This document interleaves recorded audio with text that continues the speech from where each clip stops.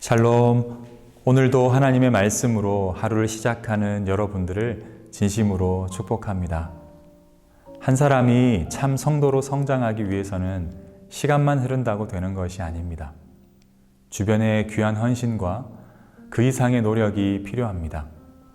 왜냐하면 한 영혼이 성장한다는 것은 한 나라가 세워지는 것과 같은 큰 일이기 때문입니다. 그렇게 소중한 분들이 바로 여러분들입니다. 함께 말씀을 묵상하여 무엇보다 귀한 존재로 살아가기 원합니다. 그러면 함께 오늘의 말씀을 보도록 하겠습니다. 오늘의 말씀은 내 양떼의 형편을 잘 살펴라. 잠언 27장 17절에서 27절까지입니다. 쇠붙이는 쇠붙이로 쳐야 날이 날카롭게 서듯이 사람도 친구와 부대껴야 지혜가 예리해진다.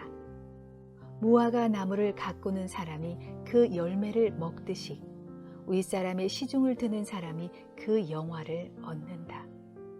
사람의 얼굴이 물에 비치듯이 사람의 마음도 사람을 드러내 보인다. 스올과 멸망의 구덩이가 만족을 모르듯 사람의 눈도 만족을 모른다. 도가니는 은을, 화덕은 금을 단련하듯이 칭찬은 사람됨을 달아볼 수 있다.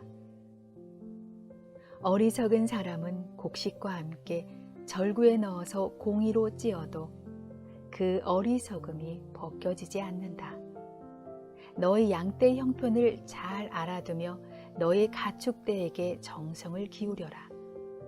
재물은 영원히 남아있지 않으며 왕관도 대대로 물려줄 수 없기 때문이다. 그러나 풀을 벤 뒤에도 새풀이 돋아나니 산에서 꼴을 거둘 수 있다. 어린 양의 털로는 너의 옷을 지어 입을 수 있고 수량으로 밭을 사들일 수 있으며 염소의 젖은 넉넉하여 너와 너희 집 식구의 먹을 것뿐만 아니라 너의 여종의 먹을 것까지 있을 것이다. 사람은 변할까요? 변하지 않을까요? 그리고 신앙생활을 하고 있는 성도들 역시 잘 변할까요? 잘 변하지 않을까요?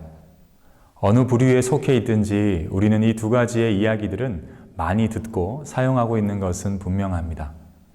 그래서 오늘은 이 부분을 가지고 성경 안에서 깊이 묵상해 보려 합니다. 먼저 여러분들은 이 두 가지 질문에 있어서 어떤 답을 하실 수 있으신가요? 답부터 말씀드리자면 믿음 생활을 하고 있는 성도라 하더라도 모두 쉽게 변하는 것은 아닙니다. 하지만 반대로 꿈쩍도 하지 않을 것만 같던 분들이 어떤 계기를 통해 기질과 성품이 변화되는 일들이 기적처럼 일어나기도 합니다. 그래서 어찌 보면 성도도 세상 사람처럼 변하지 않기도 하고 반대로 변하기도 하는 것입니다. 그래서 오늘은 간단하지만 이 두 가지를 다 다뤄보려 합니다. 잠언 27장 22절 말씀입니다. 어리석은 사람은 곡식과 함께 절구에 넣어서 공이로 찧어도 그 어리석음이 벗겨지지 않는다.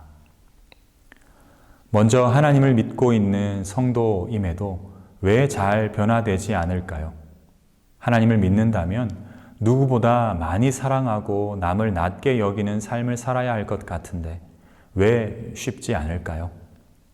먼저는 변화될 마음이 크게 없기 때문입니다.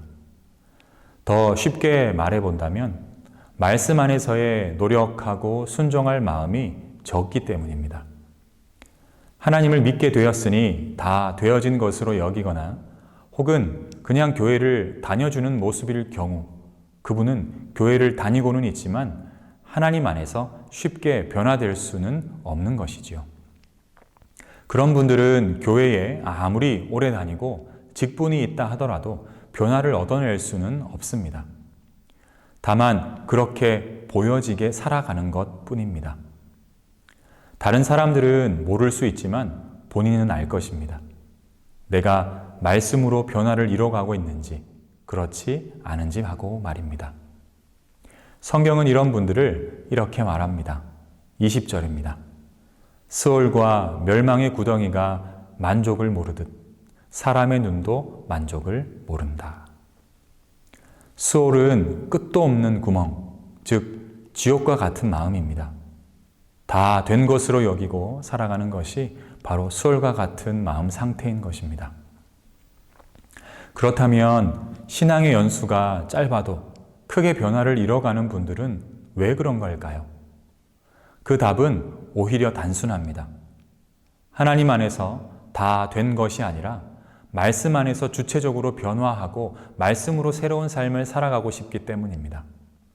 내가 하나님을 믿게 됨으로 모든 것이 끝이 난 것이 아니라 이제 새로운 시작이라 여기고 모든 부분에서 새로운 변화를 살아가기를 원하고 노력하는 것입니다. 그러면 이런 분들은 반드시 말씀 안에서 새롭게 변화됩니다. 그걸로 끝이 나는 것이 아니라 주변까지도 변화를 이뤄내는 것입니다. 23절입니다. 너의 양떼의 형편을 잘 알아두며 너의 가축대에게 정성을 기울여라. 적을 알고 나를 알면 백전백승한다는 말이 있습니다. 다르게 표현해보면 아무리 상대방을 잘 알아도 나 자신을 모르면 백전백패할 수도 있다는 말이 됩니다. 그러니 하나님 안에서 나를 잘 볼 줄 알아야 합니다. 하나님을 믿음으로 다 된 것, 끝이 난 것으로 여기는 것이 아니라 새롭게 시작할 삶이 되었다고 여기면 겸손의 삶이 시작됩니다. 하나님 앞에서 낮아진 삶을 살아가게 되면 모든 것이 잘 지나가게 될 것입니다. 사랑하는 세중앙 가족 여러분, 이제 나 자신을 이 두 부분 앞에 대입해 보기를 원합니다. 아무리 깊은 묵상을 해도 나에게 적용하고 삶으로 옮기지 않는다면 아무 소용이 없을 것입니다. 그래서 나는 하나님을 믿음으로 다 되었다고 생각하며 변화를 멈춘 것은 아닌지 돌아보기 원합니다. 그리고 예배만 드리고 있다고 다 된 것으로 여기고 살아가고 있는 것은 아닌지 또한 살펴보기 원합니다. 그렇다면 즉시 멈추셔야 합니다.